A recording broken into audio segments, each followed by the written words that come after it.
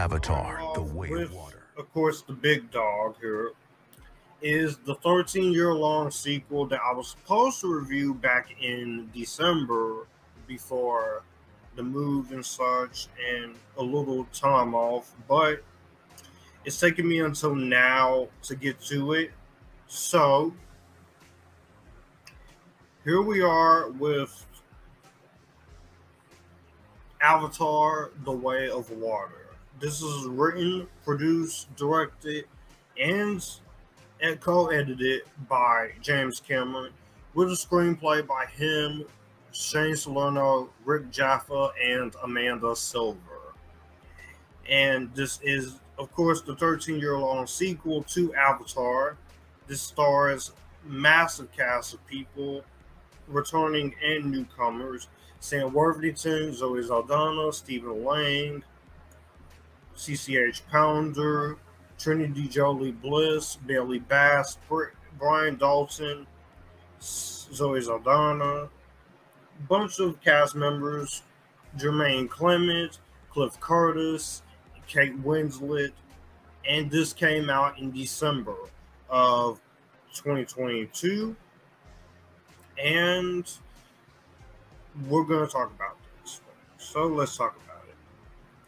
So in Avatar: The Way of Water, Jake Sully, we go back to the world of Pandora, and in this movie, we have Jake Sully, who is now a full blue-skinned humanoid, and his family, Ney'tiri, and he and his family, under new renewed human threat of Stephen Lang, must seek refuge with the Aquarius Matsukania clan of Pandora, who is a habitable exomoon on which they live.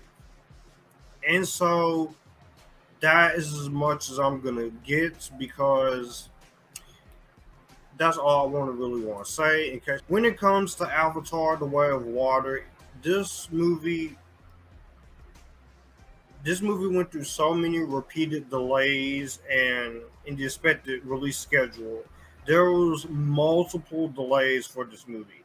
One point, this was supposed to come out to 8 days. This was supposed to come out in 2014 in December. Then it was supposed to come out in 2018. Then it was supposed to come out in 2020.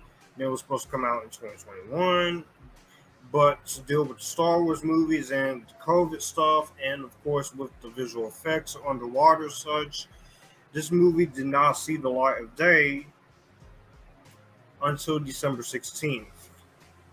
And so, with all the delays of this movie, a lot of people were worried, is this really going to see the light of day? Is this really going to come out? And this was one of the first approved movies for China when it came out. So making it one of the few blockbusters to be greenlit for release in that area. But all that said, a lot of people said this was going to be a box office bomb as such because so many delays. But the movie finally came out, and we all have seen it, of course, those of us. And I can simply say that this was a movie I was curious on, but I wasn't really looking forward to it, simply because James Cameron could have easily done something else more than just Pandora all the time.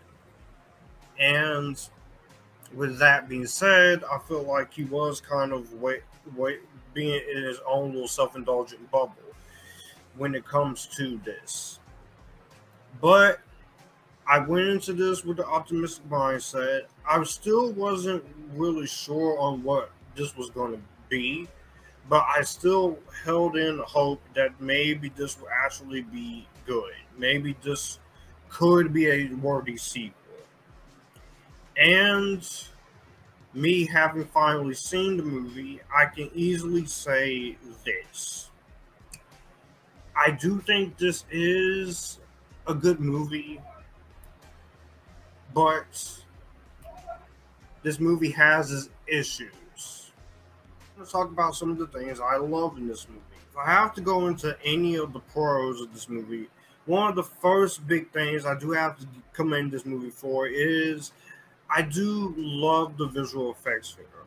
And the biggest praise is the use of the motion capture technology and underwater effects, with Cameron going ahead and pulling out all of the stops in terms of visual effects in the world of Pandora. This movie has a $400 million budget, and you can easily see why the money went to this, and easily why it took so long for him to get this movie out, because he wanted to make sure the motion capture underwater effects were done.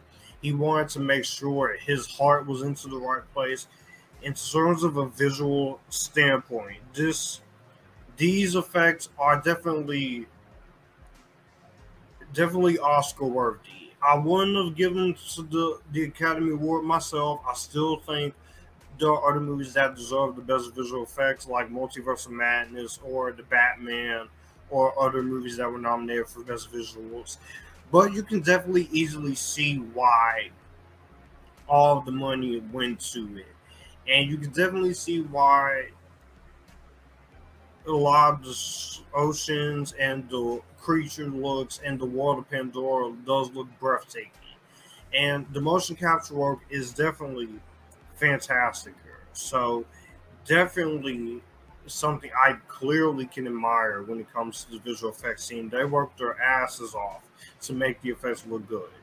There are times where I feel like some of the effects feels like you're watching a video game cutscene, and there's times where you could have easily just took some of these effects and try to go practical and mix it up with the motion capture work. But I feel like he does know what he's doing in terms of a visual effects standpoint. And Pandora definitely does look like a lived-in world. So I can also say the direction in this movie is great. There, his direction, his passion is still there, despite the fact that he becomes a little bit egotistical in over the years, which I've talked about in some of his other Cameron reviews. The way he executes his story, while this is still a very straightforward story, has some very important themes about the ocean, because we all know James Cameron, he loves praising about his oceans and shit. Protecting your family, the revenge stuff, and the cycle of violence and the revenge is competent enough. You can tell this time he definitely does have some help, and it takes a lot of guts for him to do what he did, because this is masterclass filmmaking. James Cameron, he is a definite creative mind when it comes to his, and he's not going to let you down. I will say, his direction here was really strong, and you could tell that he definitely had his say. You could tell that he definitely knew exactly what he was going to do, and which is the reason why it took me so long to get this out, because the one thing you don't do is underestimate James Cameron in sequels. No matter what you think of Avatar and this franchise and James Cameron in general, he is going to give you something that is competent. And the story is more simplistic this time, but you can tell that there's a lot more going on in terms of the writing. Jake is more interesting as a character, and he's more compelling since he's a leader, he's a father, and he's a husband. It has to make a lot of difficult choices to protect the ones that he loves. And the villain schemes are basically all old-fashioned revenge. The villain has a lot more layers to him this time around, is more fleshed out due to the interesting additions that I am pretty curious to see what he's going to do in the future of this franchise. You get to care more about the characters that are inhabited the world of Pandora. And you can tell that you have writers like Rick Jaffa and Amanda Silver. And you have, of course, Josh Friedman and Shane Salerno helping with the script this time around to make things a lot more different and feel a lot more fresh. They still feel a little more familiar, which is one of the issues I do have when it comes to this movie. But you can tell that Cameron, he was trying to go a little bit more out there and a lot more ambitious in terms of what he can do. Also, say from action sequences standpoint, this is some good old school James Cameron action.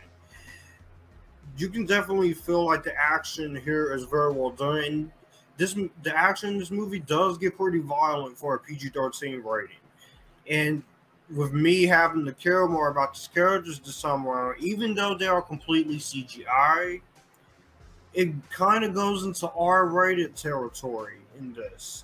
But they're very epic, they're very awesome, and I felt on the edge of my seat with a lot of these action scenes. I can see why some of the non-Avatar fans would praise the action but not say much of the story. But I feel like the action here is more competent. You see that there's a lot more going on in terms of action and what he wants to do. And by the end of the movie, I did feel something. I feel emotionally compelled for the most part when it comes to this movie. So it enriches the world, it deepens the emotion, and a lot of the direction he brings new life into ideas that we've seen before, but he's able to make it feel fresh enough. That way, he spent so much time with this 13 years putting this together. There's still some story stuff here, and yes, he is devoting his life to the rest of this, but his craftsmanship and dedication is there. Acting wise, the film is very, very good on the acting, aside from one character. Performances are great all around, and despite this being mostly motion capture, I think everyone does good. The returning cast members, Sam Worthington as Jake, Zoe Saldana as Ney'tiri, Stephen Lang this time as an Avatar, as Professor Colonel Quadrich, Joel David Moore, CCH Pounder, Zoe Saldana, of course, Giovanni Ribisi, Dilip Ryle, Matt Gerald, and Sigourney Weaver in a different role this time around. That's kind of like her character in the first movie, but I'm not going to say anything else there when it comes to that. The returning players are all really good here, but the new cast members was just as good. You have Edie Falco, Brendan Cowell. You also got Jermaine Clement, who is a pretty good actor. I was very impressed by them. Kate Winslet returning to work with James Cameron years later after Titanic, and she has a good role in this movie. They're not in it very much, but I think they're going to save that for the last three movies, which because we're getting another one of these next year, and I'm very curious to see what they're going to go there. I was also very impressed by the new cast members. You have James Flatterns, Britton Dalton as Spider, Chloe Coleman, Trinity Jo Labulis, Philip Gallo, Bailey Bass. They all did really good in the performances, but the most valuable players in that young set of actors were definitely Trinity Jolie Bliss, Britton Dalton, James Flatters, and Bailey Bass as the daughter of Jermaine Cliff Curtis and Kate Winslet. I think they did a very good job in their roles as well. You also have Jack Champion as Spider. He was very good here. However, I do have some issues when it comes to him as a character. As far as other technical aspects, as far as the production design, is very good. You can tell that this world is pretty much visually striking. The world of Pandora, there's a lot more to explore. There's a lot more that can play with 13 years later. And I was just invested seeing the worlds of Pandora, the waters and the oceans of Pandora, because anyone who knows me knows I am a water baby. So you do see a lot of water there. Cinematography by Russell Carpenter is very good here. A lot of great swooping shots, a lot of great visual shots with explosions and with fire. And also when it comes to a lot of the creativeness there, I think that is very well done. That's where the movie really does strike a chord with me in terms of that. Editing, of course, for the most part, is mostly well edited. in the action scenes, even some of the choir moments, it feels well edited. It doesn't feel like it's shaky cam all over the place. The editing by James Cameron, John Ruffalo, Stephen Rifkin, and the late David Brenner in his final editing credit. All of them do a pretty good job in the editing spot. Mostly, it's well edited very well. There are some issues when it comes to that. I will get to it. I promise. This is not a perfect movie. But I do think for the most part it is mostly well edited. As the score goes, it is epic, it's emotional, and it can be heartbreaking at times. This time you have Simon Fraglin, who is going to be taking over for the late James Horner as he passed away in 2015 in a plane crash before he could do any more work on the Avatar sequels. And his score is well done here. He does keep some new themes for this sequel, but there's still the original themes of the Avatar first movie that does come prevalent into this movie. And the score is great. And I really do love the song choices with Zoe Saldana talking to, I love that. That was pretty beautiful.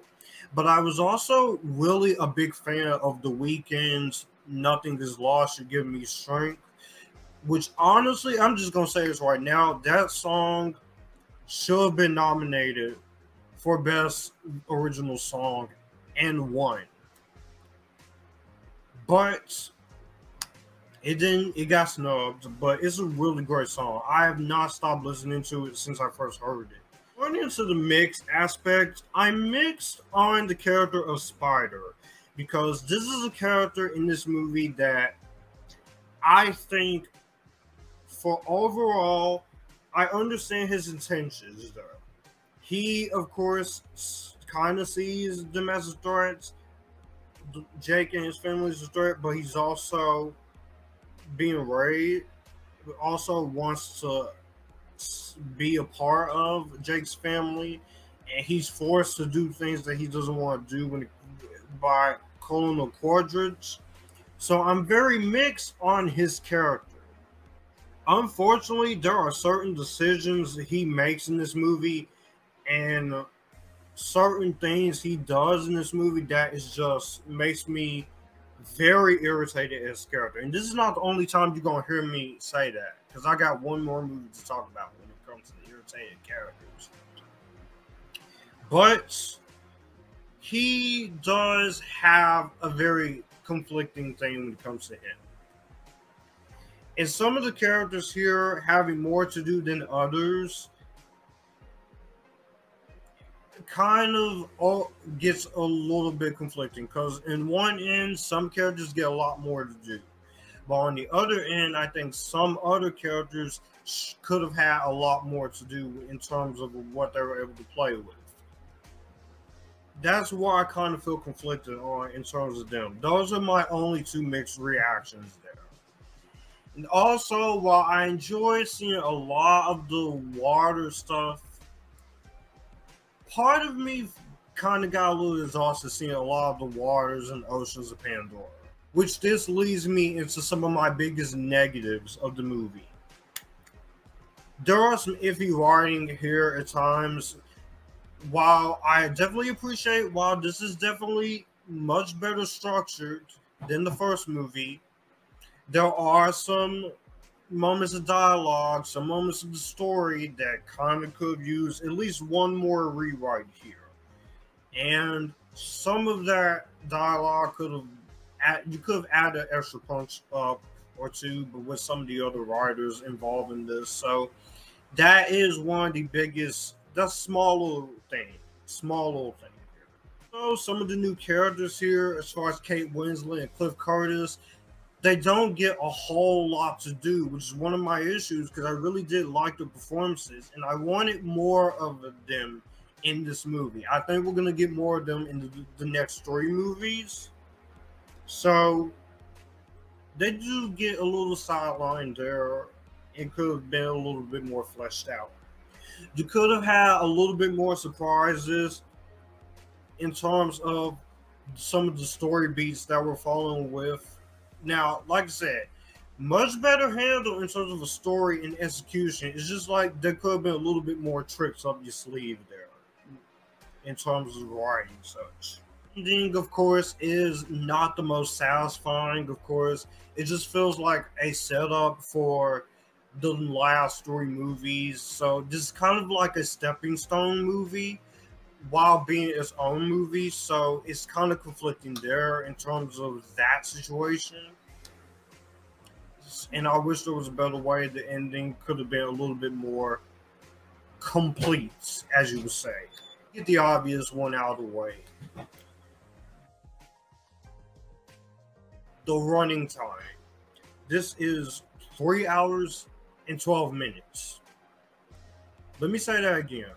192 minutes long. Now, I've talked about this in his review of the first movie and his review of Titanic. I said it before.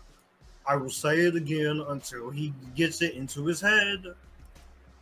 No disrespect when I'm saying this to James Cameron, because I do love the guy as a director. I like what he stands for. I love the fact that he's able to do whatever he wants to do. And I champion the fact that filmmakers want to do whatever they want to do, because I don't think everything should not be studio corporate or mandated. I love the fact that directors and these studios are going to let these big time directors or small independent directors do whatever they want and have a lot of creative say. But there are some movies where it's not always going to work for everyone, and there are some movies where you do have to know when creative control can become too much to the point where you're becoming egotistical. And this is why I have to say this did not need to be 3 hours and 12 minutes. I'm sorry. I don't have a problem with sitting through a long movie when anyone watches this. I do not have a problem with sitting through a long movie. I sat through all the Harry Potter movies. I sat through Lord of the Rings movies, theatrical and extended cuts. I sit through the Ten Commandments every Easter. I sit through a lot of long movies. That being said, you could have easily added an intermission or trimmed down some of this movie. And this is why I say Cameron needs to let someone trim his movies. Trim half of this movie's runtime with some of the ocean diving moments. It's fun being in the ocean, but at times, even for a water baby, this could be very exhausting. So you could easily trim some of this movie down. Easily. By a landslide. At least 30 to 40 minutes. Wouldn't lose, and you will still have a good story.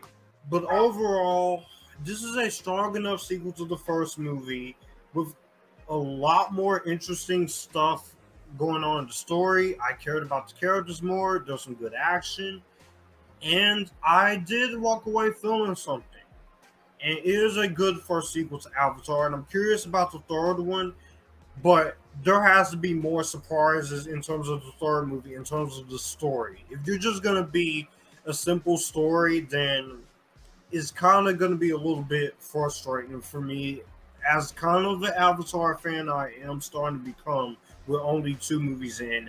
And this movie is still too long for its own good. So hopefully take some criticism with the runtime, James Cameron, and trim your movie down.